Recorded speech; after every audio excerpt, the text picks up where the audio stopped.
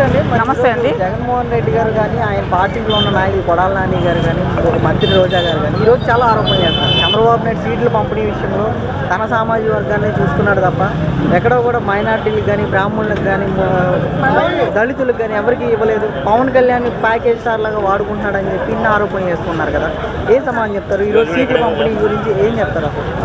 ఏమండి, ఇప్పుడు వరకు పిచ్చివాగుడు వాగాడు జగనం వైసీపీ వాళ్ళు. నిన్న ఒక్కరోజే అందరికీ ప్రకటించారా లేదండి? ఎలా అందరికీ న్యాయం చేశారు, ఎవరికి అన్యాయం చేయాల.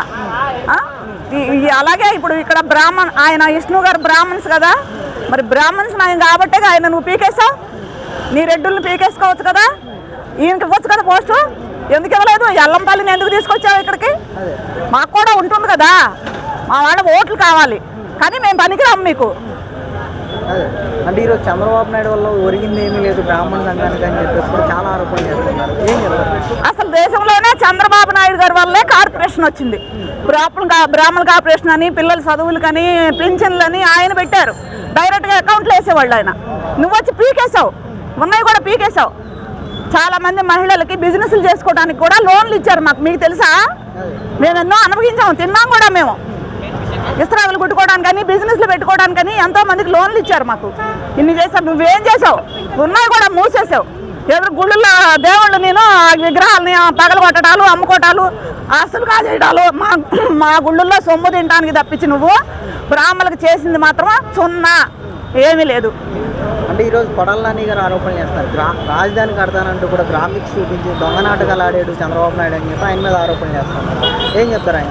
ఆడొక విధవ, వాడు విధవ కాబట్టి ఈ విధవ మాటలు మాట్లాడుతున్నాడు. ఈ విధంగా రాష్ట్రం వల్లకాడు చేసేసి నాశనం అయిపోయింది కదండి. ఇప్పటికైనా మా బ్రాహ్మణ సమాజం మేలుకుంది, అందరూ నిద్రలేశారు. ఇంక ఈయన ఏంటనేది అర్థమైపోయింది. అందుకే ఈరోజు మీటింగ్ పెట్టి చాలామంది మా పార్టీలోకి వచ్చేసారు. చంద్రబాబు గారే సీఎం, సెంట్రల్లో బోండవమ్మ గారే ఎమ్మెల్యే, మంచి మెజార్టీతో గెలుస్తారు. బ్రాహ్మణ సమాజం ఓటు ఒక్కటి కూడా పడదు. ఈసారి నువ్వు గెలవ్వు. వాళ్ళు నీకు పెట్టే శాప నువ్వు నాశనం అయిపోతావు. ఇప్పుడు మమ్మల్ని అందరినీ నాశనం చేసావు. మా పింఛన్లు చేసావు. మా వాళ్ళ పిల్లలు చదువులు డబ్బులు ఇలా చదువు మానేసి ఎల్లో ఉన్నారు మా పిల్లలు, మీకు తెలుసా? బయటకు వస్తే అడుక్కోవచ్చు అంటున్నారు. అడుక్కునే అంత అవసరం ఏమొచ్చిందండి బ్రాహ్మణులకి? అసలు మేము లేకుండా, బ్రాహ్మణులు లేకుండా మీరు ఏ పని చేస్తారు?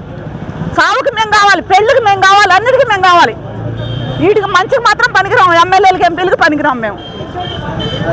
అంటే ఈరోజు రాష్ట్రంలో జగన్మోహన్ రెడ్డి గారు దేవాలయాల మీద తీసుకున్న నిర్ణయాల గురించి కూడా ఏం చెప్తారు? అసలు దేవాలయాల మీద నిర్ణయం ఏంటండి? అంతా నాశనం చేస్తాడండి దేవాలయాల్ని. మన రాముల వారి తలకాయే తీశాడు వాడు.